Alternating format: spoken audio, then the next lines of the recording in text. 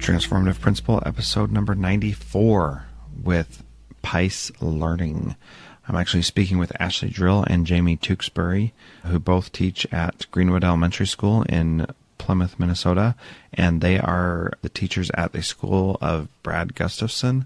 And you might remember Brad from episode 70 of this podcast, and it is no surprise that he is inspiring teachers to do amazing things because he's doing amazing things. So they're going to talk about PICE Learning, which is a new and improved way of teaching comprehension skills for our 21st century learners.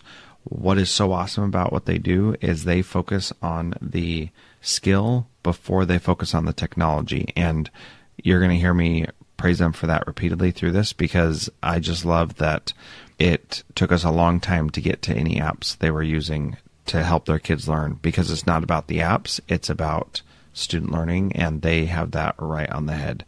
So thank you so much for listening, and I hope you enjoy learning about PICE Learning. All right, welcome to Transformative Principal. This week I have Jamie Tewksbury and Ashley Drill joining me, and we are going to talk about PICE Learning.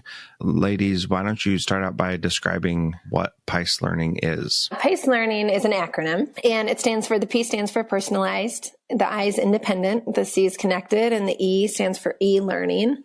PICE Learning is an approach that gives students ownership in their learning while using and focusing on the standards and the skills that each student needs to learn. And they're able to connect with each other, focusing on independent learning in our ever-changing 21st century. Awesome. So that's kind of a quick overview of it. That's pretty good. Thank you. We should also probably differentiate whose voice is whose. So who is that was just talking? That was Ashley. And Jamie, would you say hello and let people know what you sound like? Yes, I'm Jamie Tewksbury. Yep, this is me. So we've been teaching third grade. We teach in Minnesota. Awesome. And you guys are at Greenwood Elementary, which is the school where Dr. Brad Gustafson is the principal, and he's the one that actually connected us. And he's been on this podcast before and has been a inspiration to me and many other leaders and educators across the country.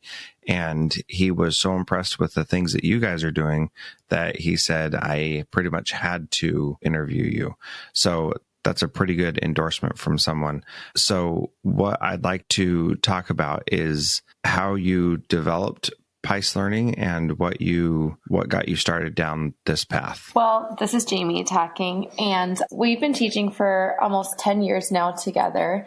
And we started about 7 years ago, really team teaching. And about 2 years ago, over the summer, we kind of decided that it was time to get our students more engaged in what we were doing, what they were doing. We just kind of felt like we were in a rut as to how we were teaching and wanted to develop something new.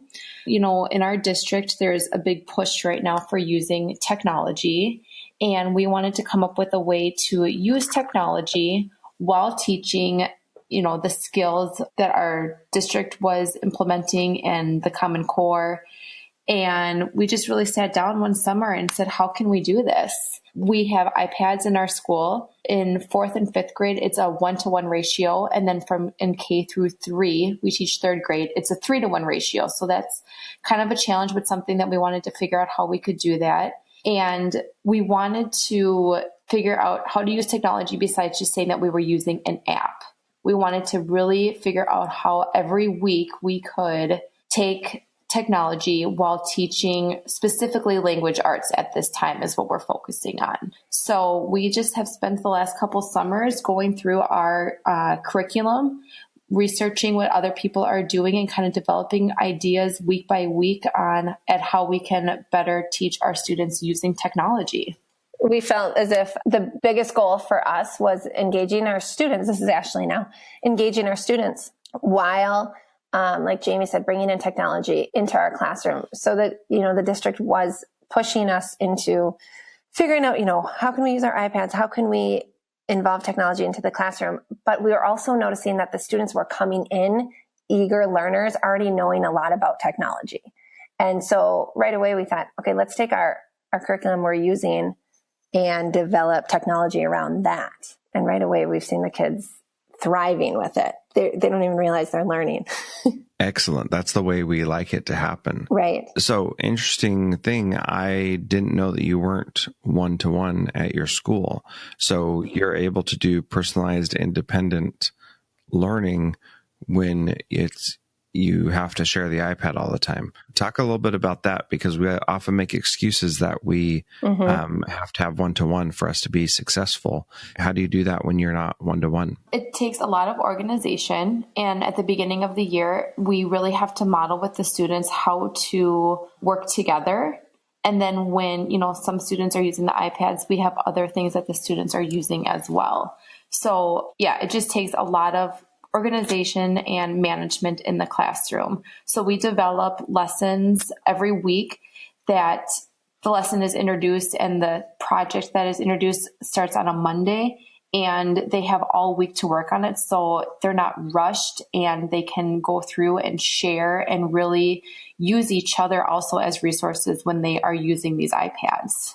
And, we group the students so that they're working in collaborative team efforts around this iPad, but we have a couple of activities going on at the same time. So like Jamie said, it does take a lot of organization and planning, and that was one of the biggest hurdles. But as every good teacher does, they plan their lessons out and they tweak it as they go. And so sometimes we do have to make a transition. That is probably one of the biggest hurdles, is this 3-to-1. But at the same time, it's a blessing in disguise, because the kids are, another thing they're not realizing is they're collaboratively working together and connecting with each other in each project each week. Yeah, that's pretty awesome. And those are the skills we really want kids to learn. One thing that I really appreciate is that you're using technology more than just using an app. Talk about some of the things that you are currently working on with your students, where they have to, use multiple apps, or how is it not about the app? Because it often so much is about the app. Like just thinking our most recent story coming up, where we look at the skill first, and the students last week were working on sequencing activities. And then this week they're working on visualizing. So we try to focus on what kind of project can we do around those skills while using literature during the week as well, obviously. And so we'll use QR codes for the kids to then build and work on their vocabulary. But beyond that, we'll have them use an Explain Everything app, but they'll build on a project in there. So instead of getting traditionally, it would have been a marker and a notepad or a poster board something. Poster board. And they would draw a poster of what they're showing. Now we can offer them the project, and they can use Explain Everything. They can use Book Creator. They can use Pick Collage, Comic Book. There's so many different apps that gives them that choice of how do they want to build their project and present their project. It's not just playing a game. I think sometimes people think an app is playing a game for, reinforcement with, math facts, or, maybe just looking at a map. So what we have the students do with the apps on the iPad is actually create projects, and they have the choice to decide how they want to present and share what they are learning, that they don't even realize that they are learning about visualizing, because they think they're more like they're working on a project instead. I really like that. And what I like so much about that is that they can express what they've learned in any way. And that seems like a really important part of your approach that allows students to define their own way of showing what they're doing. So they could be also making a movie, or could they still use a poster board if they thought that was best? Absolutely. Mm-hmm. And something that's really important that we do is, with the grade that we teach, last year was being our first year teaching this to the third graders, it took a lot of time to teach them how to even use these apps. So every week we would introduce a new app and have to go through it step by step with them. By the end of the year, they were so independent, and it was just amazing to see all the choices that they were able to make, and how, different everybody's project was, but they were all learning the same thing. And we've already seen this year from last year's second graders who also had iPads, how quickly they are able to now open up some of these apps and already start creating their projects, while they are learning, last week about sequencing. And this week we're teaching continuing sequencing, but starting to teach visualizing. Like, we're excited to see now what they can do this coming up week already. So did I understand you correctly that you had the same students last year and you're looping with them? No, sorry. It's just the second graders also have iPads. So from last year, so the kids who came up from second grade have already used iPads. So they will also be able, so they're able to continue using iPads in third grade. Okay. So they've been exposed to the tool already. And so they are familiar with how to use it. And you're taking it hopefully to the next level, right? Exactly. Yep. And that's what we felt like a lot of our time last year was spending the time teaching them how to use the tool. As opposed to now this year already, we can tell that they already know how to use the tool. Now it's just create and work on their project they're working on, showing us that they're meeting the objective of whichever objective we're giving them. One thing we also notice is that students are just more eager to get started in all of the learning that we're doing. So if we start them off in the week and we start building background knowledge and giving them choice on what projects they're going to be working on, they kind of automatically differentiate their own learning, which is pretty cool because they go off on their own and say, well, we're going to do it this way, or let's do it this way. And it works for them, for their learning. And you don't have to direct that as much because they do it on their own? Yeah. Yeah. And they're working as groups and collaborative groups. That's pretty cool. What about kids that are not very motivated to learn? Is this helping with those kids? What kind of challenges are you still facing with that? Yeah, that's exactly what I was just saying, is that those kids that we feel like we're lagging behind or not motivated about reading, or they would hear those words, language arts or literature or whatever, by getting them excited about PICE Learning, we don't have those students anymore. It's interesting. We will differentiate, and Jamie might take a group of students who are higher learners and she would give them another tool to use or another skill or objective that they have to add into their project. And then I would take those lower learners. And in the past, I would be wishing there may be 2 or 3 more teachers in the classroom to help me out because that motivation is just lacking. With PICE Learning, you don't see that. They just thrive and they're excited. And I'm trying to think of a specific example. Even simple things. We have all the stories through a website, or we call it a Moodle site in our district. And so we have the stories and other things, other materials for the students to listen to on our iPad. So that itself is motivating for some of those students to be able to read or listen to the story through our Moodle site on our iPad versus opening up just a book, which is kind of sad to say that that's kind of hard for some students, but I think it's all about motivating and still teaching them, using whatever motivates them. We have the story as a PDF, and then they can listen to the story at home. And so some of our lowest learners last year would go home and they'd come back over the weekend or on Monday, on a Tuesday, and say, hey, I like that story so much. I went back and I read it and listened to it. So, well, there you go. Yeah, it was really cool. Yeah, it was really awesome. And already this year we've had students saying, can I finish this project at home? One other piece to PICE we have is the connected piece, which we're really excited about. And we see students all the time. I think of one example from last year, one of my students who struggled with writing big time. And he, not necessarily coming up with ideas. He had great creative ideas. It was that cognitive piece of just holding onto the pencil. And we would finish our work, and then we would post a blog question, and the kids would read the question through this Moodle site, which is kind of like a Blackboard site where you can share each other's learning. And he never wanted to go out to recess. And this is a boy who loves playing football, loves running around outside. And he would want to finish his writing because he knew that his peers would read his work and his response and his reflection. So we'd post a question, and at least once during the week, the kids would have to respond. And he would say to me, can I stay in and work on this? Which I was like, I'm done. That's awesome. Yes, absolutely. Victory. We made it. Yes, victory. I made it. Yeah, that's great. No, it's great. And we see that over and over again. It's so cool. There are students who, we always, of course, have extra work for those kids that get done early. And so there are times where some students maybe won't get to the reflection question for the week, and they will go home and they will make sure that they get it done because they are so excited to go on to the Moodle site and look at their peers' responses and be able to respond as well and kind of reflect on what other people had to say in their class. And now this year, we use that Moodle site as well for our in-class writing, but now we're starting with Kid Blog. So it's like they have their own little mini classroom in the comfort of their own home where they can read each other's work through Kid Blog. And that's tied into Moodle, is that right? It's separate, but they're both blogging pieces for students. Sure. So what's really cool about that is you've got third grade students who you are providing a safe and basically closed environment for them to be able to experiment with this and learn about how to publish and create a social identity on the internet.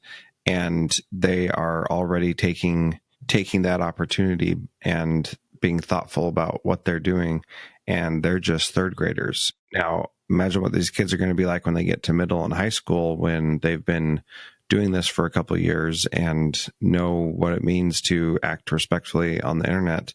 I think that the kinds of things you're doing is helping to raise up a generation that knows how to avoid cyberbullying and inappropriate things on the internet. And it doesn't even sound like that is one of your goals, but it sounds like it's happening naturally because of the projects you're putting in front of the kids. Yeah. And another thing that we do at the beginning of the year is, like we said, we're trying to connect a lot through Twitter, but we like for our students to actually be the tweeters. So during the week, we actually have the jobs of 2 students being the tweeters. And so these last 2 weeks, because we just started, school 2 weeks ago, we've been really having them write the tweets, and they have to handwrite them. And it's all about teaching them what's, appropriate and how do you say something on the internet or through Twitter. And so we have them write it in their notebook and on a piece of paper that we actually stick on a bulletin board. But Mrs. Drill this week, Ashley, she pulled it up, like the Twitter site, so they could actually see that the tweets are online, and they were just like blown away. It took it to a whole new level. Like, oh my gosh, what we're really doing in the classroom is really on there for everybody to see, because we wanted them to really see the importance of how you really have to think about what you're tweeting and putting on the internet.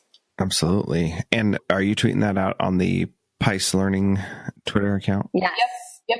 We do it on our PICE Learning account, and we also do it on our classroom Twitter accounts as well, at Mrs. Drill 3rd and at Mrs. Tewksbury 3rd as well.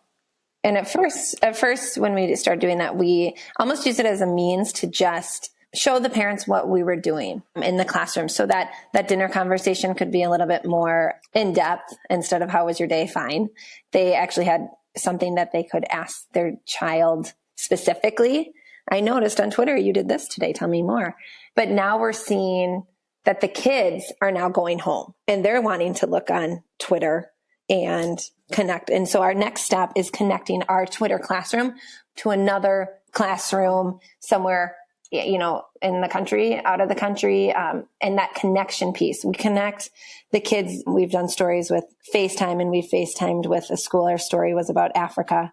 So we FaceTimed with a woman in Africa, and she walked us through a market, and the kids were able to see that. And so we've connected that way, but our next step is to connect our kids on social media with other kids on social media.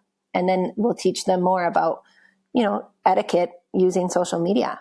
It's such a huge tool in our 21st century. Yeah, absolutely. And pretty amazing that you can have a connection with someone in Africa and actually see what it looks like there through a FaceTime. Yeah, we're actually planning on doing that again here in 2 weeks. So we're pretty excited about it. It worked out wonderfully last year. So hopefully it works out just as well this year. Yeah, I'm sure it will.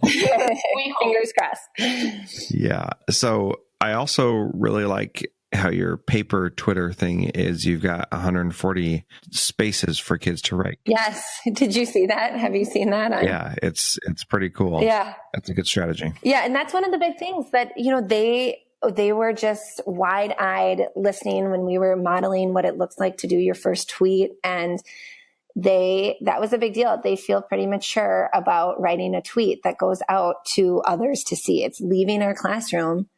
And so then it goes back to just the simple pieces of using correct grammar. Is this what you want people to hear you say? So it's a little of reflection. What did we do today? And a little grammar lesson as well. Yeah. And that's pretty important. Thank you so much for listening to the Transformative Principal Podcast. I've been your host, Jethro Jones, and I am really excited about this PICE Learning thing. I think that it is definitely the right approach, which focuses on the content first and technology second.